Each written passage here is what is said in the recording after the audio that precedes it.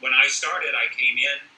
They had me sit on in a few different offices for 3 or 4 months at a time, focusing on different parts of the world. Europe first. I worked on an office that dealt with East Asian countries.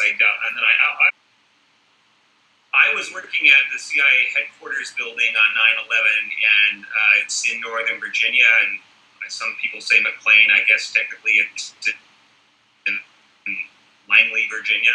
And I was working in a ground floor, really basement level, a big office.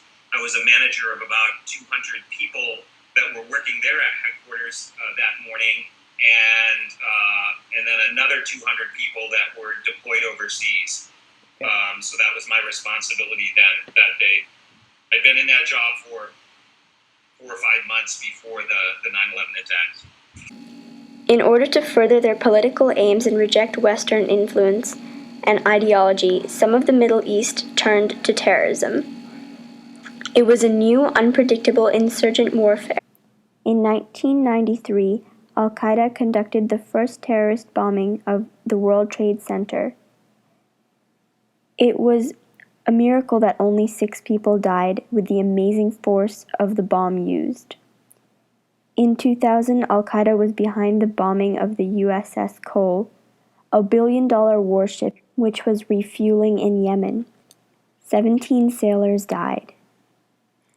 On September 11, 2001, 2 hijacked flights toppled the World Trade Center in New York City. Flight 11 hit the North Tower at 8:46 a.m. Flight 175 hit the South Tower at 9:02 a.m. At 9:37 a.m., a third flight, Flight 77, hit the Pentagon. At 10:06 a.m., a fourth flight, Flight 93, crashed near Shanksville, Pennsylvania, thanks to the passengers who took over the hijacked plane to prevent another attack on a landmark. Al-Qaeda was responsible for the deaths of 3,047 people that day. So what happened was I was kind of doing my job that morning, and some people, at that point, people had their computer monitors at their desks, and they could click on to watch like news programs like CNN, for example, and some people that were my colleagues, but that I was managing, came running into my office and said, "You've got to see this." And then I stepped out of my office and went to one of their desks. A bunch of people were gathered around, and it showed that this plane had just crashed into the World Trade Center. And we were all kind of remarking, "My gosh, how could that have happened? I mean, this is the strangest thing." And then 20 minutes or 25 minutes later, actually we're continuing to watch, and we see live the second plane going into the other tower of the World Trade Center. And right away, everybody at CIA instantly knew that this was a terrorist attack, and that likely Al-Qaeda was behind it.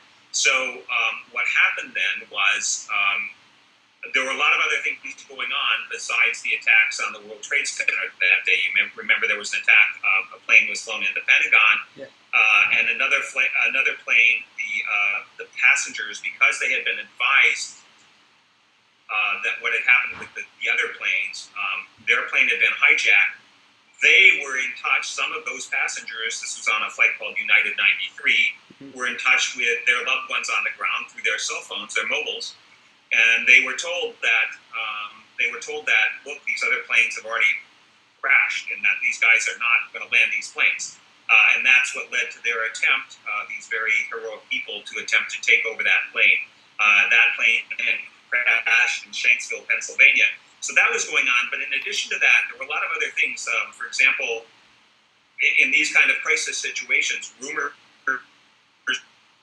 tend to fly quite a lot. And there was a rumor flying around that the State Department, the U.S. State Department, was going to be attacked. Of course, the plane that went down in Pennsylvania, we don't really know to this day, but it appears that the targets were either the U.S. Capitol building itself or the White House. So there was a strong belief at CIA headquarters, the main building or the main compound, that we were going to be attacked as well. It was logical, it made sense. So CIA topmost management issued instructions for the buildings to be evacuated and employees to go home, except for people that were deemed holding critically significant jobs. What did that mean? It didn't mean those people were more important necessarily, but it meant that the only people that were supposed to stay were people in jobs who needed to continue their work to respond to the terrorist attacks. 9/11 marked a large turning point in U.S. history. It was on this date that U.S. foreign policy fully shifted to being focused on fighting terrorism.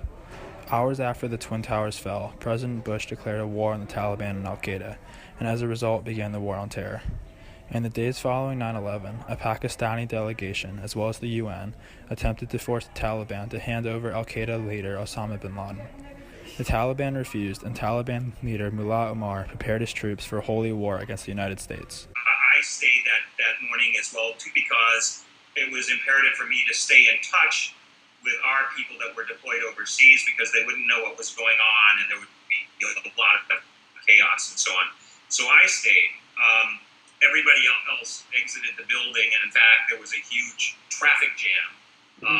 It took some people hours to get out of there just because this was such a unanticipated, even chaotic thing. Later that day, I walked from my office which was in what's called the old headquarters building, into the connected new headquarters building, which is where the counterterrorist center was located. And I walked into the office of I was fairly senior at the time in management. I walked into the office of the senior person, the top guy in the counterterrorist center, and volunteered to go to Afghanistan. Hours after the Twin Towers fell, President Bush declared a war on the Taliban and al-Qaeda, and as a result began the War on Terror. In the days following 9/11, a Pakistani delegation, as well as the UN, attempted to force the Taliban to hand over al-Qaeda leader Osama bin Laden. The Taliban refused, and Taliban leader Mullah Omar prepared his troops for a holy war against the United States. Within 2 days, I was actually working in that center. I just switched. I didn't tell my boss. I just left and started working there. And then about 6 to 7 weeks later, I was actually deployed to Afghanistan, leading one of the teams on the ground. The Taliban basically had been told, they had been issued an ultimatum that if they didn't allow us to come in, the United States and allies, and lay down their arms and even turn over bin Laden and the other people, his lieutenants, that we would treat them as an enemy as well. And of course, they didn't do what we requested. So we were basically at war with them as well too. We inserted seven CIA teams into strategic parts of the country to work with Obviously, not everybody in Afghanistan was an ally or friendly with the Taliban. There was another organization called the Northern Alliance that was fighting the Taliban and Al Qaeda. So we teamed up with that group and other friendly Afghan militias. But our goal was to capture or kill Al Qaeda members and/or the Taliban leadership or Taliban commanders, or just defeat the Taliban any way we could, both of them. In the 1980s, the Soviet Union, which no longer exists, invaded Afghanistan, and they had their armies tied down there for years, and they were bled white by the Afghan Mujahideen, and the U.S. was supplying the Afghan Mujahideen, but they lost thousands, tens of thousands of soldiers doing that. And what the U.S. wanted to avoid was to avoid appearing, at least at the beginning, as an occupying force. We're coming in there to do a mission. We're going to keep it limited. We're not going to come in with a huge, heavy military footprint. That was sort of the idea. We did not want to be viewed. We didn't care how Al Qaeda or the Taliban viewed us. But in terms of the average Afghan, we didn't want them to see us as an invading force or as an enemy. So the strategic decision was made to kind of keep our footprint light and small, and to go in there with these 7 CIA teams. So that meant CIA officers. We were teamed with U.S. Special Forces, that means the Green Berets. Green Berets, generally, one of the things they do is they train local forces. So they came in to train local forces, friendly forces, and also to train them in weapons use and so on. And CIA supplied the money and the weapons and ammunition. And then the Green Berets trained, that were part of these same 7 teams, trained militias. We would recruit a force of, say, 1,500 to 2,000 Afghan friendly soldiers. The Green Berets would train them. We would equip them. We would pay their salaries. We would give them uniforms. And we would supply them with the pickup trucks and all the transportation they needed, medical assistance, food, fuel, everything. And then we would... It took the U.S. 10 long years before finally finding and killing bin Laden in 2011 in a SEAL Team 6 operation codenamed Operation Neptune Spear. In the years between 9/11 and Neptune Spear, the U.S. fought the war in Afghanistan. The war started as a result of the Taliban refusing to hand over bin Laden. NATO forces fought in a virtual stalemate with the Taliban and al-Qaeda for the majority of the war. NATO's original goal was to take as much land as they could in a short period of time, and then slowly leave, having Afghan troops hold on to the land. This plan was not entirely successful.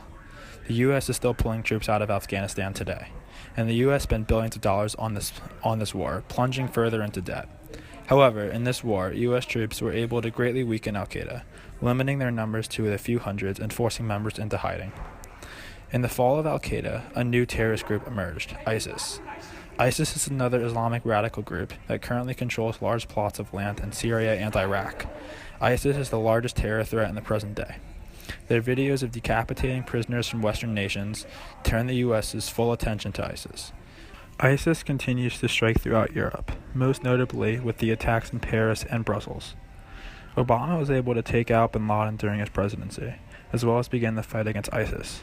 The next president, whether it be Clinton, Trump, or Longshot Sanders, will have to take on the responsibility of fighting ISIS and to continue the U.S.'s goal of ending terrorist groups in the world.